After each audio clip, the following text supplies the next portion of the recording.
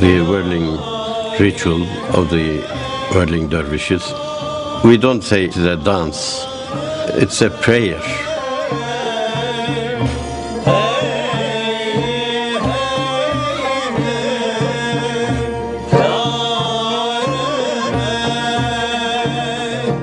Everything is whirling in the world, from the smallest cell up to the galaxies of the universe.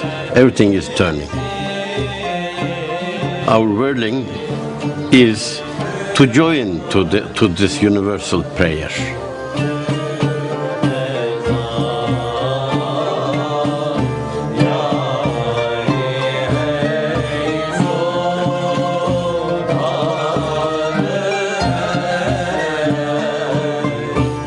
Whirling is not difficult. Everybody can whirl. At the beginning, some get dizzy, but after 1 month, 2 months, suddenly you become comfortable. The music for this ritual, called the sema, comes from Ottoman classical tradition. Most of the instrumental pieces and settings of Rumi's poetry were composed in the 18th and 19th centuries. The ceremony has now become rather formalised, but what set Rumi whirling was something much more everyday.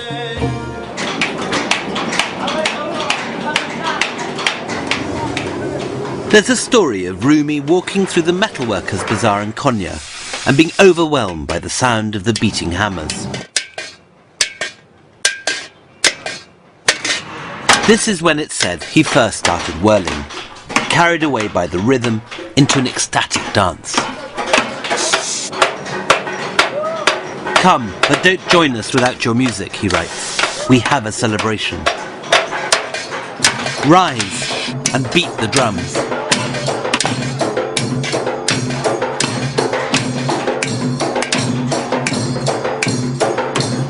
We are drunk, but not from wine.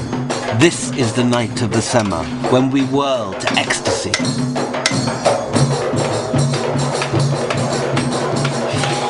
There is light now. There is light. There is light.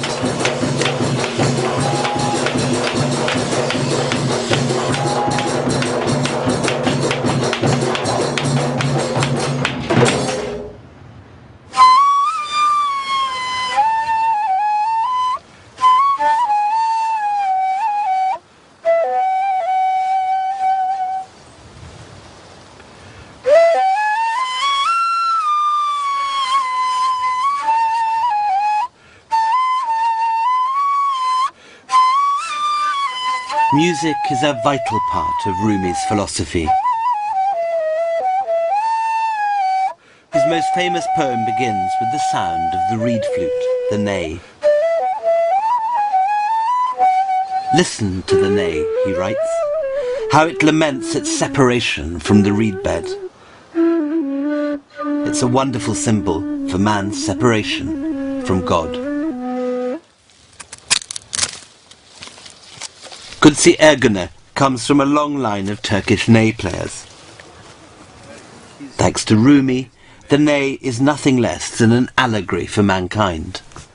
When the reed flute is not played, so it doesn't have any spirit in it. Okay. So the human being is the same situation when there's not the inspiration of God. There's no any harmony, any melody in him.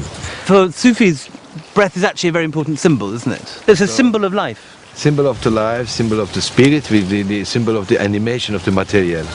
And that's why in Sufi ceremonies, with the whirling dervishes, the ney becomes the breath who invokes the name of God.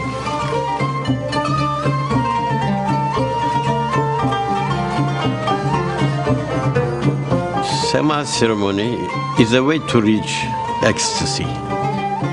It's 4 parts. First part means towards God.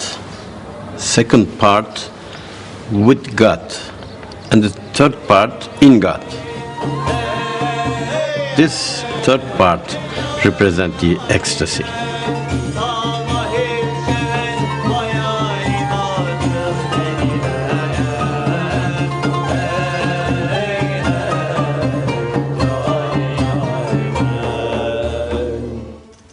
The fourth part represents coming back.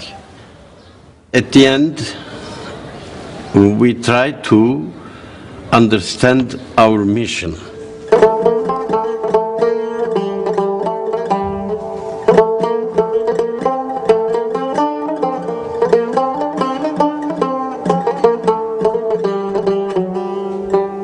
The most important message of Rumi is unity. And he said, we have come to unite, not to divide.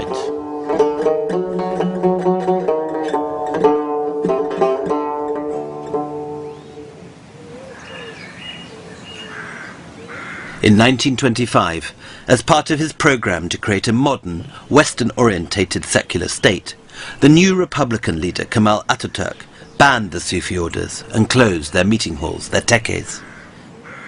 This one, ironically by the Mevlana Gate of the old walls of Istanbul, was used as an orphanage and warehouse before falling into ruin. Others, like the Galata Tekke in the centre of Istanbul, have become museums. As far as the Turkish state is concerned, the Mevlevi are little more than a museum culture to be exploited as a tourist attraction.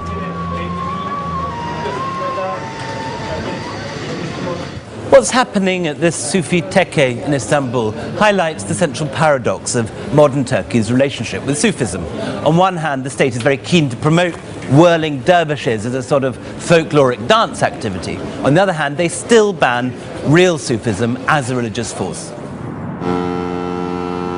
Of course, the effect of the ban on Sufism has been to drive it underground. We've come tonight to a rather nondescript-looking apartment block on the outskirts of town to see a Sufi Brotherhood meeting in a flat here, except that in this particular case it looks as if underground means 9 stories up and no lift.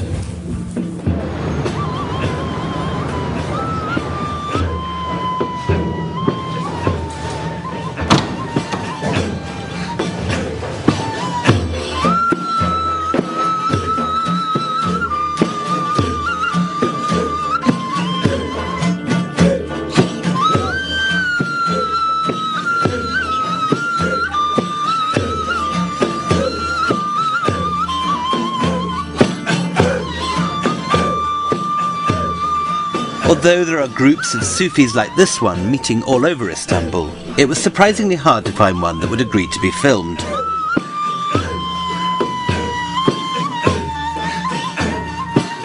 No one's been arrested for one of these ceremonies for years, but there's still a nervousness in Turkey about openly being a Sufi.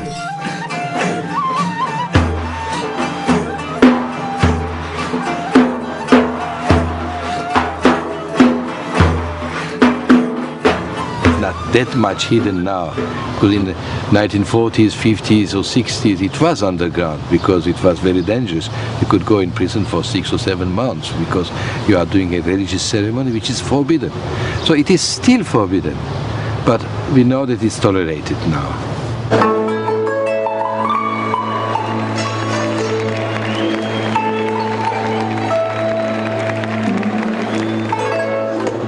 Maybe some indication of the changing climate is the cult success in Turkey and across Europe and America of the club Sufi Mercan Dede.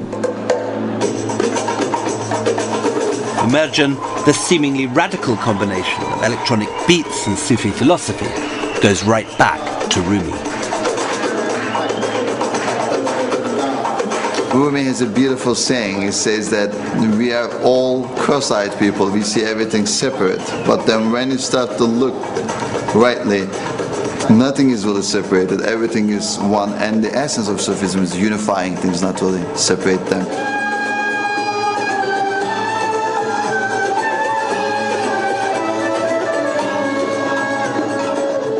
In my first gig, I remember, I just put this beautiful sound of an A with a really good underground techno beats, and whole energy in the dance changed, and I realized that the electronic music and the Sufi music, they just tell the same story. They are using different languages.